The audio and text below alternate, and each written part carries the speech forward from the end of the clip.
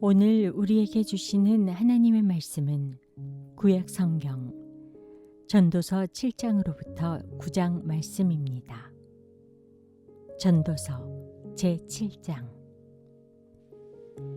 명예가 값비싼 향유보다 더 낫고 죽는 날이 태어나는 날보다 더 중요하다.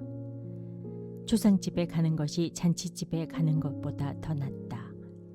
살아있는 사람은 누구나 죽는다는 것을 명심하여야 한다. 슬픔이 웃음보다 나은 것은 얼굴을 어둡게 하는 근심이 마음에 유익하기 때문이다. 지혜로운 사람의 마음은 초상집에 가 있고 어리석은 사람의 마음은 잔치집에 가 있다. 지혜로운 사람의 책망을 듣는 것이 어리석은 사람의 노래를 듣는 것보다 더 낫다. 어리석은 사람의 웃음소리는 가마솥 밑에서 가시나무 타는 소리와 같다. 이 또한 헛되다. 탐욕은 지혜로운 사람을 어리석게 만들고 뇌물은 지혜로운 사람의 마음을 병들게 한다. 일은 시작할 때보다 끝낼 때가 더 좋다. 마음은 자만할 때보다 참을 때가 더 낫다. 급하게 화내지 말아라. 분노는 어리석은 사람의 품에 머무는 것이다. 옛날이 지금보다 더 좋은 까닭이 무엇이냐고 묻지 말아라. 이런 질문은 지혜롭지 못하다. 지혜는 유산을 받는 것만큼이나 좋은 것이니 이 세상에서 살면서 그 덕을 보기 때문이다. 돈이 사람을 보호하듯 지혜도 사람을 보호한다. 그러나 지혜를 깨우쳐 아는 지식이 더 좋은 까닭은 지혜가 그 사람의 목숨을 살려주기 때문이다. 하나님이 하시는 일을 생각해 보아라. 하나님이 구부려 놓으신 것을 누가 펼 수 있겠는가? 좋은 때에는 기뻐하고 어려운 때에는 생각하여라. 하나님은 좋은 때도 있게 하시고 나쁜 때도 있게 하신다. 그러기에 사람은 제 앞일을 알지 못한다. 헛된 세월을 사는 동안에 나는 두 가지를 다 보았다. 의롭게 살다가 망하는 의인이 있는가 하면 악한 채로 오래 사는 악인도 있더라. 그러니 너무 의롭게 살지도 말고 너무 슬기롭게 살지도 말아라. 왜 스스로를 망치려 하는가? 너무 악하게 살지도 말고 너무 어리석게 살지도 말아라. 왜 제 명도 다 못 채우고 죽으려고 하는가?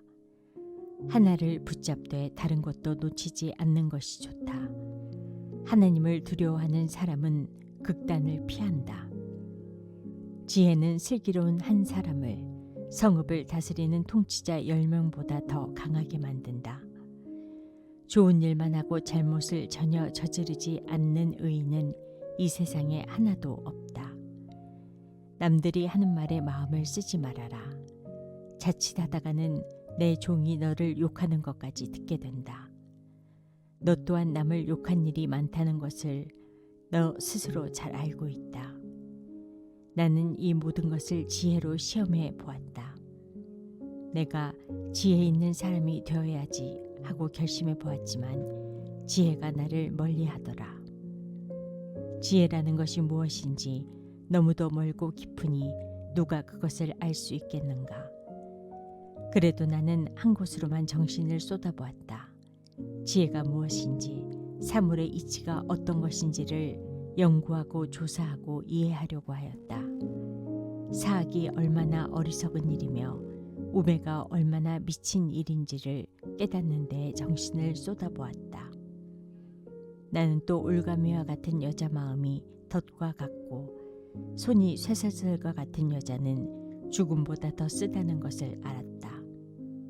하나님을 기쁘게 해드리는 남자는 그런 여자를 피할 수 있지만 죄인은 그런 여자에게 걸려들고 말 것이다. 보아라, 전도자가 말한다. 내가 깨달은 것은 이것이다.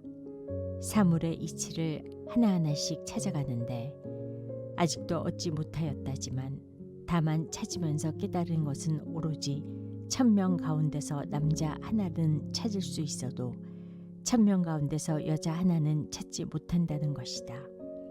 그렇다. 다만 내가 깨달은 것은 이것이다. 하나님은 우리 사람을 평범하고 단순하게 만드셨지만 우리가 우리 자신을 복잡하게 만들어 버렸다는 것이다. 전도서 제8장. 어떤 사람이 지혜 있는 사람인가? 사물의 이치를 아는 사람이 누구인가? 지혜는 사람의 얼굴을 밝게 하고 굳은 표정을 바꾸어 준다. 나는 권한다. 왕의 명령에 복종하여라. 그것은 내가 하나님 앞에서 맹세한 것이기 때문이다. 왕이 싫어하는 일은 고집하지 말고 왕 앞에서는 물러나거라. 왕은 자기 마음대로 할 수 있는 사람이다. 왕의 말이 곧 최고의 법인데 누가 감히 그에게 왜 그렇게 하십니까? 하고 말할 수 있겠는가? 왕의 명령을 지키는 이는 안전하다. 지혜 있는 사람은 언제 어떻게 그 일을 하여야 하는지를 안다. 우리가 비록 장래 일을 몰라서 크게 고통을 당한다 해도 모든 일에는 알맞은 때가 있고 알맞은 방법이 있다. 무슨 일이 일어날지 아무도 모른다. 앞으로 일어날 일을 말하여 줄 수 있는 사람이 누구인가? 바람을 다스려 그치게 할 수 있는 사람이 없듯이 자기가 죽을 날을 피하거나 연기시킬 수 있는 사람도 없다.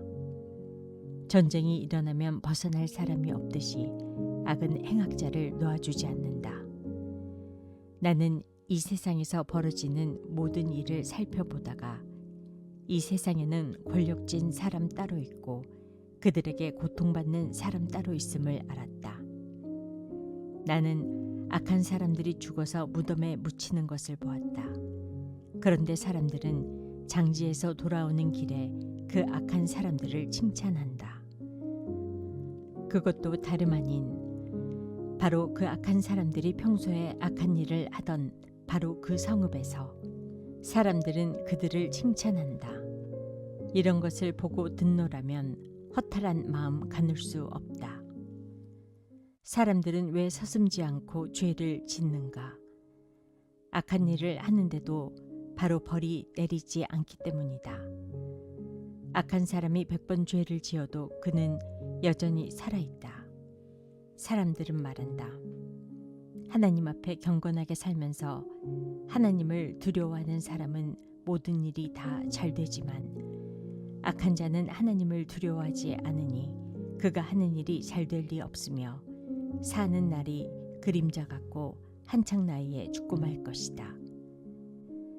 이 세상에서 헛된 일이 벌어지고 있다. 악한 사람이 받아야 할 벌을 의인이 받는가 하면 의인이 받아야 할 보상을 악인이 받는다. 이것을 보고 나 어찌 헛되다고 말하지 않을 수 있겠는가? 나는 생을 즐기라고 권하고 싶다. 사람에게 먹고 마시고 즐기는 것보다 더 좋은 것이 세상에 없기 때문이다.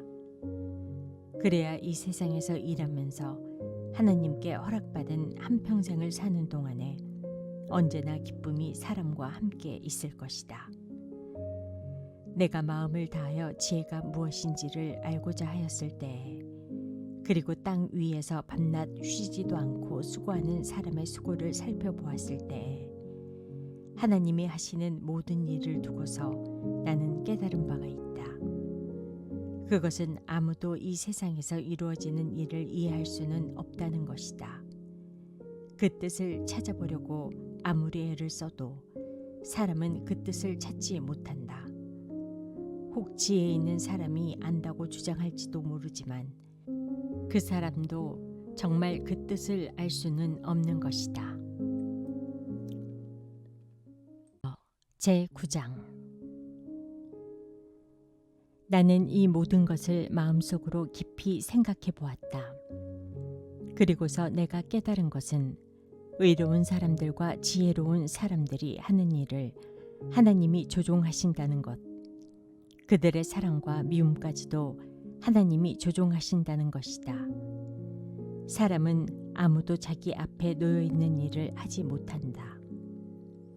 모두가 같은 운명을 타고났다. 의인이나 악인이나 착한 사람이나 나쁜 사람이나 깨끗한 사람이나 더러운 사람이나 제사를 드리는 사람이나 드리지 않는 사람이나 다 같은 운명을 타고났다. 착한 사람이라고 해서 죄인보다 나을 것이 없고 맹세한 사람이라고 해서 맹세하기를 두려워하는 사람보다 나을 것이 없다. 모두가 다 같은 운명을 타고났다는 것.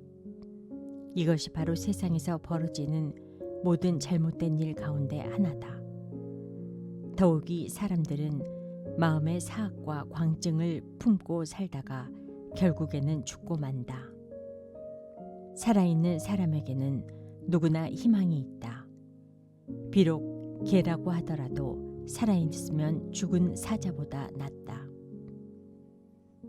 살아있는 사람은 자기가 죽을 것을 안다.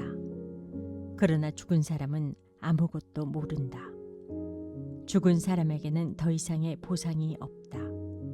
사람들은 죽은 이들을 오래 기억하지 않는다.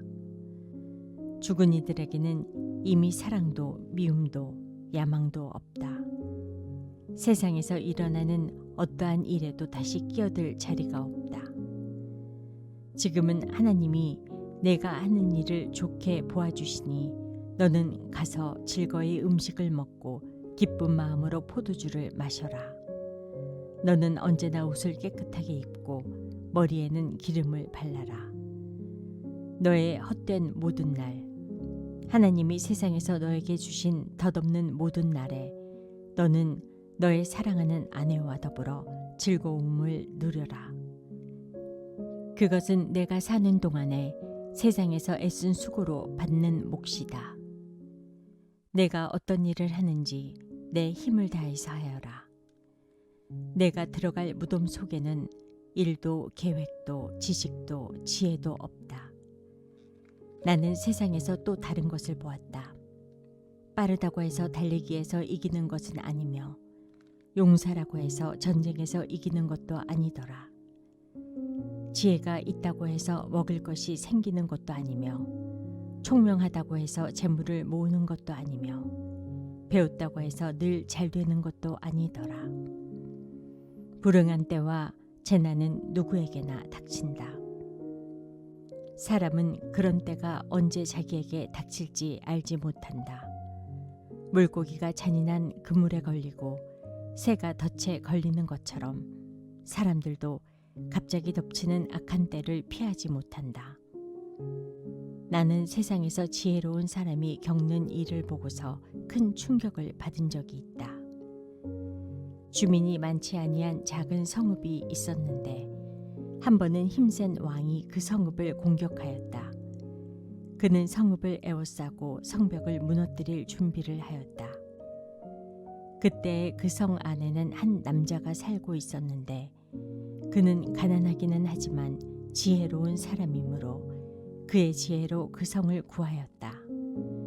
그러나 어느 누구도 그 가난한 사람을 오래 기억하지 않았다. 나는 늘 지혜가 무기보다 낫다고 말해왔지만 가난한 사람의 지혜가 멸시받는 것을 보았다. 아무도 가난한 사람의 말에 더 이상 귀를 기울이지 않았다. 어리석은 통치자의 고함치는 명령보다는 차라리 지혜로운 사람의 조용한 말을 듣는 것이 더 낫다. 지혜가 전쟁 무기보다 더 낫지만 죄인 하나가 많은 선한 것을 망칠 수 있다. 오늘의 말씀이 당신의 하루를 밝히 비추길 원합니다.